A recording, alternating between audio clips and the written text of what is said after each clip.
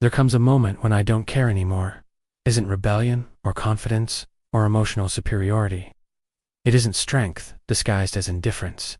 It isn't a declaration of freedom, or detachment. It's the sound a soul makes when it has bled quietly for too long.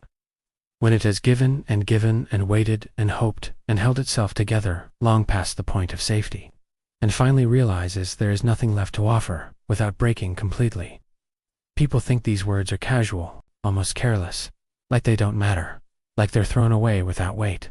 But they are some of the heaviest words a human being can speak. Because no one wakes up one day and simply stops caring. No one abandons caring the way they abandon a bad habit. Caring is not a switch you turn off. It is something that is slowly starved, slowly drained, slowly eroded by disappointment, by neglect, by emotional labor that is never returned, by love that has nowhere safe to land, and by effort that disappears into silence. I don't care anymore is not apathy. It is grief that has lost its voice. It is exhaustion that has run out of language. It is heartbreak that learned screaming doesn't change anything. And beneath those 4 simple words lives a cemetery of effort, hope, loyalty, patience, and love that never came back the way it was given. Burnout never arrives loudly. It doesn't crash through the door or announce itself with drama. It seeps in slowly, like cold, through the walls of a house you thought was safe. At first, you're just tired. Then you're heavy, then you're numb. And one day you realize you've been living on emotional fumes for years without noticing because surviving became automatic. Burnout is not just about working too much or sleeping too little. It's about giving too much of yourself emotionally without being replenished. It's about being the strong one, the reliable one, the understanding one, the one who holds everything together while quietly falling apart. It's about being needed but never nurtured, depended on but not supported. Valued for what you provide rather than who you are. And over time, caring itself becomes painful because caring means feeling, and feeling has become too expensive. Every emotion costs energy you don't have anymore. Every hope feels like a risk you can't afford, and so the soul starts conserving by shutting things down. Not because it wants to disappear, but because it wants to survive. Heartbreak works differently, but it leads to the same place. Because heartbreak doesn't just end relationships, it fractures belief itself, belief in people, belief in effort, belief in the idea that love is safe, or that vulnerability will be held gently, instead of used against you. There's a kind of heartbreak that doesn't come with screaming or dramatic endings. It comes with silence, with emotional withdrawal. With the slow realization that the version of you who trusted fully, who opened easily, who believed deeply, no longer exists, and that loss hurts in a way that words can't quite reach.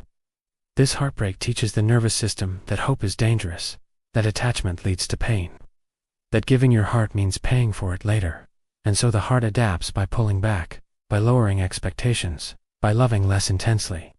Not because it doesn't want connection, but because it has learned what connection costs when it's one-sided or unsafe.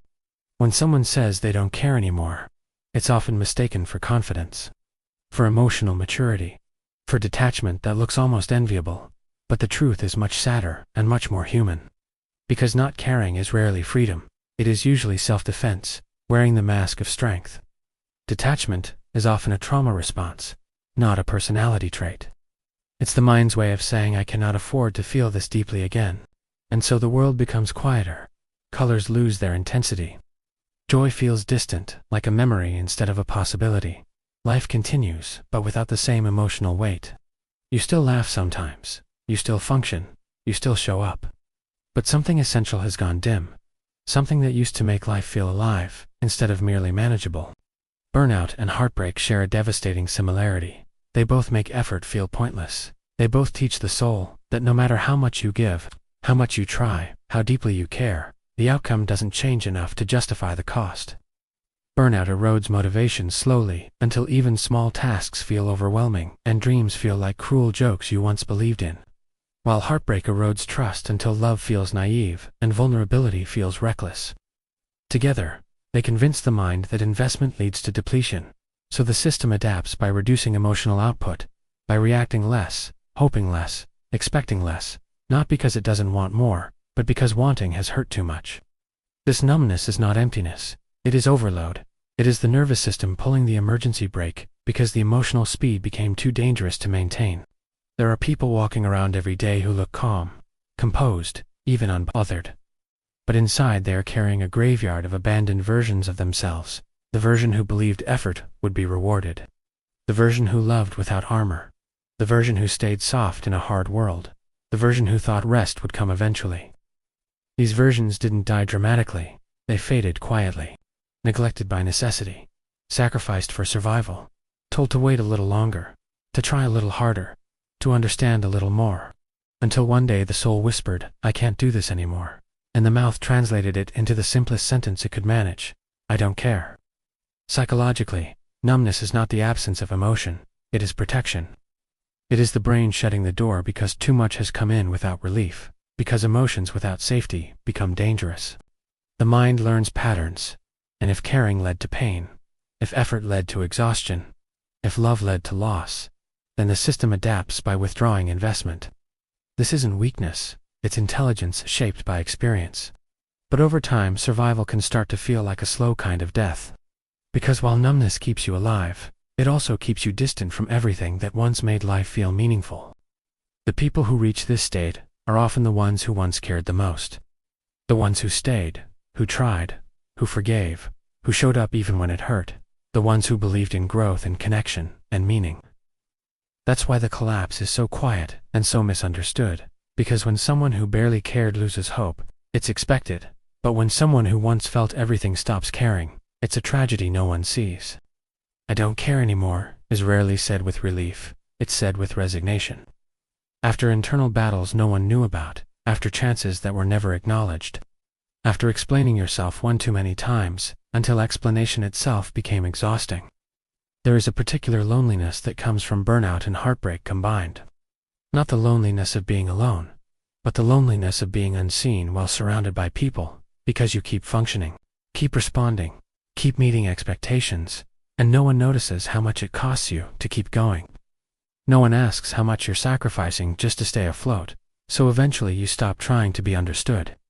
You stop hoping someone will notice, and not because you don't want connection, but because wanting it hurts too much. Life becomes smaller, dreams quieter, desires muted, the future something you think about less and less, not out of laziness, but out of self-preservation. Because imagining a future requires belief, and belief has been bruised too many times. People often judge those who say they don't care anymore. They call them cold, or negative, or emotionally distant.